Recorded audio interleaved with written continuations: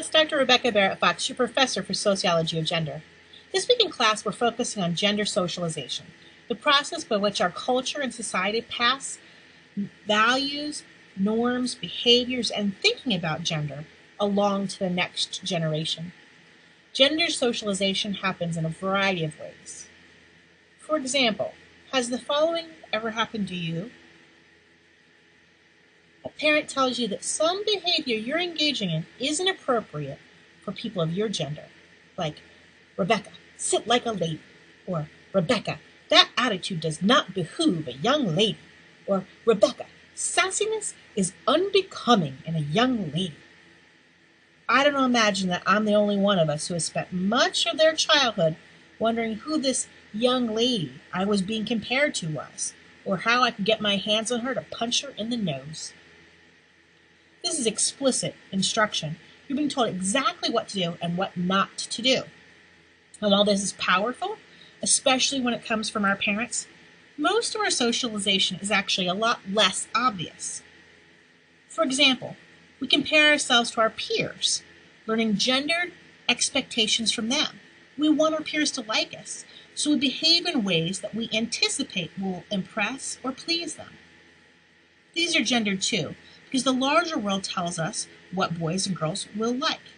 So we may choose toys or games that we think will help us fit in with peers of our own gender.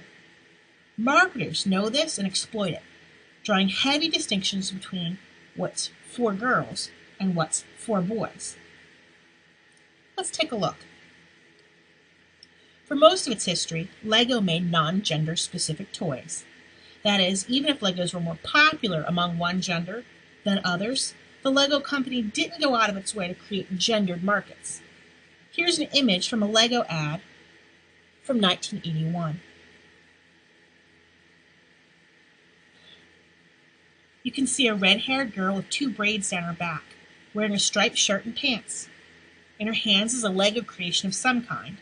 The ad says, "What it is beautiful." In recent years, Lego has created new lines of themed and branded Legos, such as Batman Legos, Star Wars Legos, and Harry Potter Legos. Specifically for girls, they've created Lego Friends. The bricks are interchangeable with Lego traditional Legos, though they're all in colors we associate with girls, pinks and purples. But the Lego Friends themselves, here on the right, Olivia, she's one of them, are not at all like the minifigs that come with Lego City or Lord of the Rings Legos. Lego Friends are much more doll-like, with the heart-shaped heads and the big round eyes of Disney princesses. And the marketing is different too. I want to show you next a clip. We'll look at the work of the editors of Jezebel magazine, an online feminist magazine. They used an online tool called the Gender Mixer to switch the audio of two Lego commercials, one aimed at boys and one at girls. Let's see what it looks like.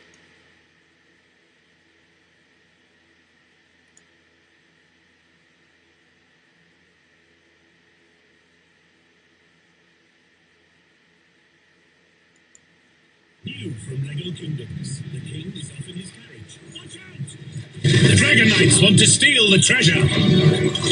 You can build the mill village. Hide the king's carriage. Hide the treasure. And prepare for battle. The Dragon Knights are here! Fight back the enemy and defend your kingdom. With the new playsets from Lego Kingdoms. Each set sold separately. Right, now let's look at the ad for boys with the girls' audio in it. Lego friends, we're on our way to the opening of the cool new City Park Cafe. Drive by Olivia's house, past the vet with all the pets, to the newly built cafe. We're here. Let's all help out. Make burgers, shakes, bake the cupcakes, and we're open. Our first customer. It's perfect. Welcome to the world of Lego Friends. New Lego Friends. Each set sold separately. Not all characters included. Visit LegoFriends.com. Ask your parents first.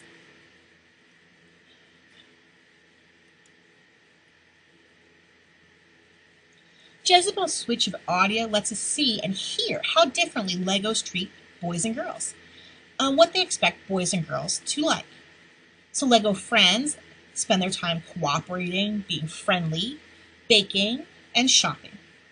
Their whole day is organized around their consumer experience of going to the shopping center, and they work together to solve their problems.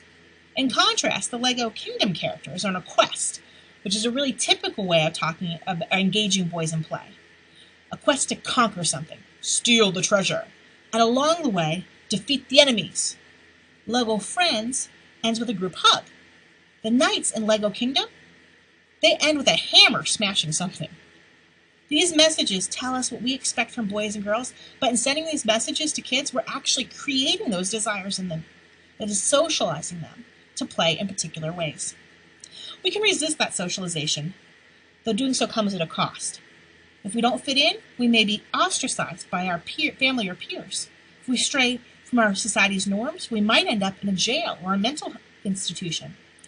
But none of us is perfectly socialized. Or if you are, your life sounds pretty boring. We push the boundaries of what is acceptable behavior. We might be a tomboy or a brony. That is, a boy who likes My Little Pony. Or we might break from gendered fashion rules sometimes. There are 1,000 ways we can resist gender socialization, from pursuing a career that has historically been associated with a gender other than ours, or falling in love with someone of the same sex.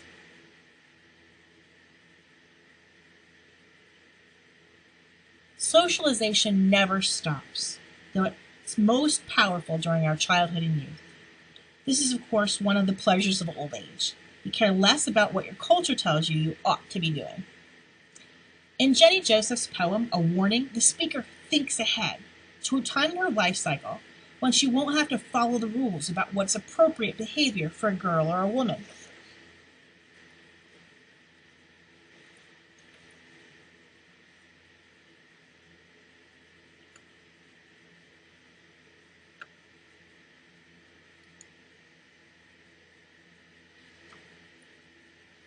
We'll hear Ms. Joseph read her poem now.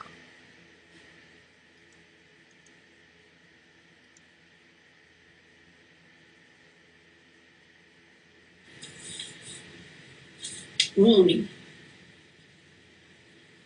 When I am an old woman, I shall wear purple, with a red hat which doesn't go and doesn't suit me.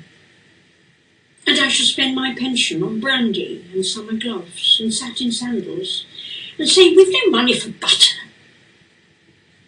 I shall sit down on the pavement when I'm tired and gobble up samples in shops, and press alarm bells and run my stick along the public railings and make up for the sobriety of my youth. I shall go out in my slippers in the rain and pick the flowers in other people's gardens and learn to spit. You can wear terrible shirts and grow more fat and eat 3 pounds of sausages at a go, or only bread and pickle for a week, and hoard pens and pencils and beer mats and things in boxes. But now we must have clothes that keep us dry and pay our rent and not swear in the street and set a good example for the children. We must have friends to dinner and read the papers. But maybe I ought to practice a little now, so people who know me are not too shocked and surprised when suddenly I am old and start to wear purple.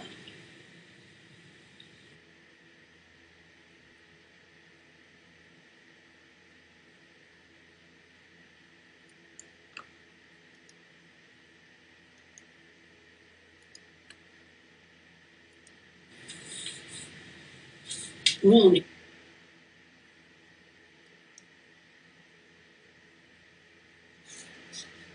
I encourage you not to be like the speaker in the poem. Don't wait to break the gender rules. Socialization can be a soul-crushing process, and while we can't escape it, we can challenge it. Perhaps more importantly, we can allow others, including our own children, people of our own future, to challenge it.